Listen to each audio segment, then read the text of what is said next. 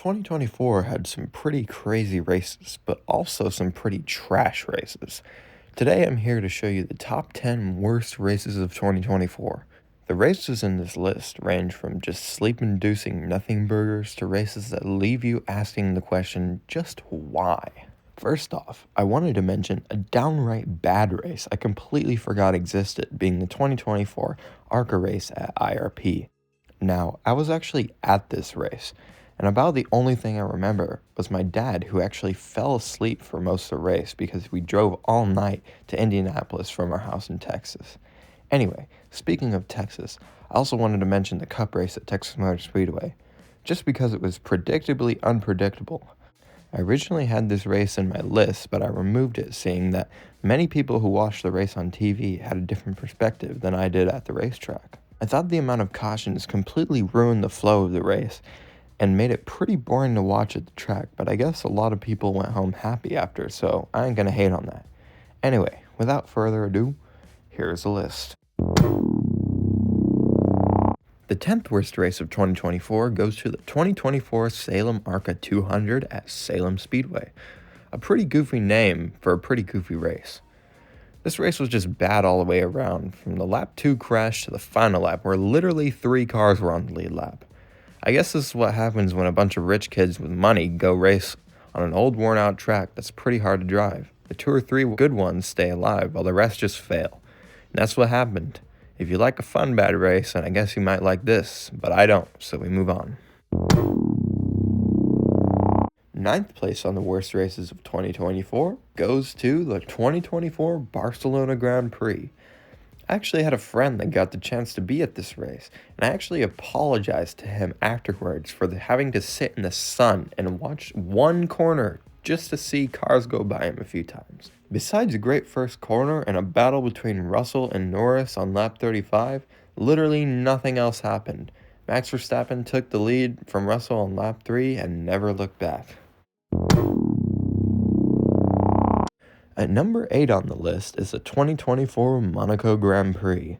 For many years now, the Monaco Grand Prix has been looked down upon as the most dreaded weekend in F1, and this year was no exception.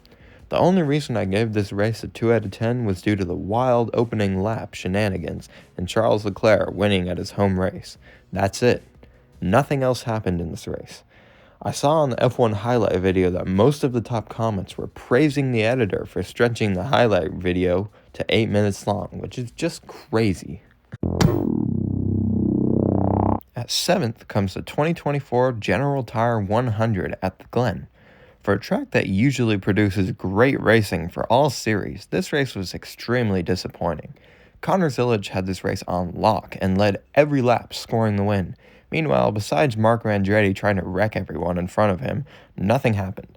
This is just one of those races that was unremarkable. The only thing we learned here is that Connor Zilisch is the GOAT and needs to be put in an F1 car, NASCAR Cup car, Indycar, Australian Supercar, because he's for real going to win all of them. I didn't say IMSA because bro already won the 24 Hours of Daytona and the 12 Hours of Sebring, and he's like 18. The 6th worst race of the year goes to the 2024 Bush's Beans 200 at Bristol. This race, much like Salem, was just a crash fest. For a track that you can complete a lap in under 20 seconds, it's crazy that they had enough time to get in 13 cautions in 200 laps.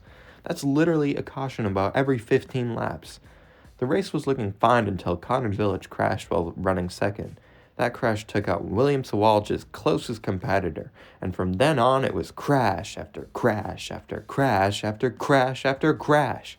I basically sat on the couch and played games on my phone until the next 5 or 10 lap shootout went by. Then I'd go right back to it once the caution came out again. The commentary from Jamie Little, which I think is still a great pit reporter, also made it worse, not gonna lie. Breaking the top 5 is the Hy-Vee One-Step 250 from Iowa Speedway. Earlier in the year, the track's corners were repaved in order to accommodate the NASCAR Cup Series, who made their first trip to the track in July. But this change increased the speed so much in the IndyCar Series that the second line was completely unusable. I unfortunately did not watch the first race of the doubleheader weekend, but I know that it was largely the same outcome as this one. Nobody could move off the bottom. The leader was never passed under the green flag racing conditions, even directly after restarts. The only thing of note that even happened was a frightening accident on the final lap that sent one car upside down and another airborne. But other than that, I never got a hint of excitement from this race. The fourth worst race of the year goes to F1's Singapore Grand Prix.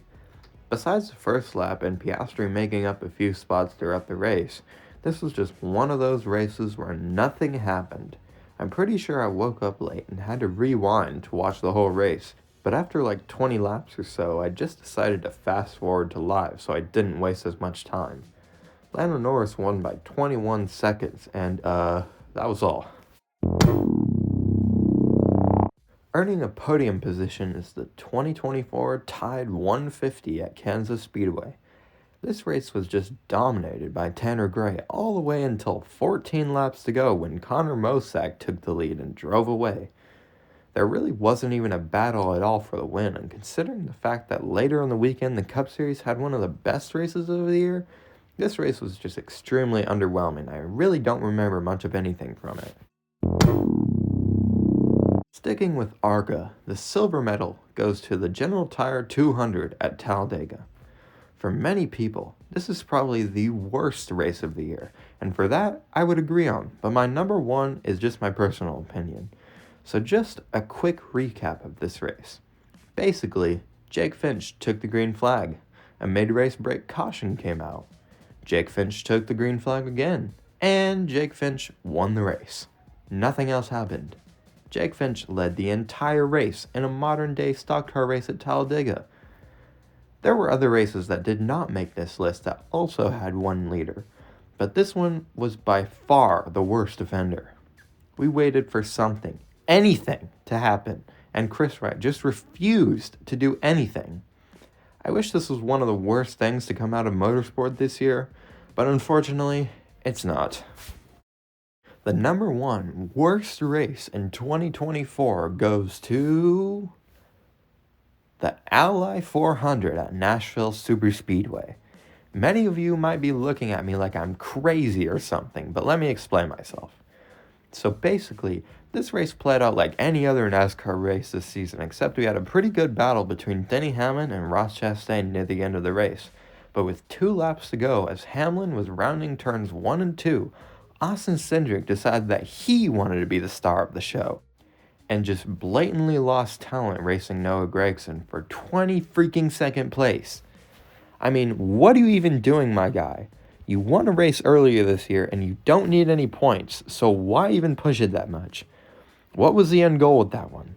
I have so many questions about this crash that were shortly silenced, as following this was not 1, not 2, not 3, not even 4, but 5 freaking overtime restarts.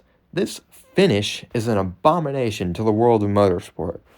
The entire race was for nothing, as every key contender was either wrecked or had to pit for fuel. Everyone just lost their marbles and forgot how to drive. Even on the final lap, they kept crashing. The only person that didn't pit, didn't run out of gas, and wasn't involved in an incident in the final 5 restarts was Joey Logano, the race winner.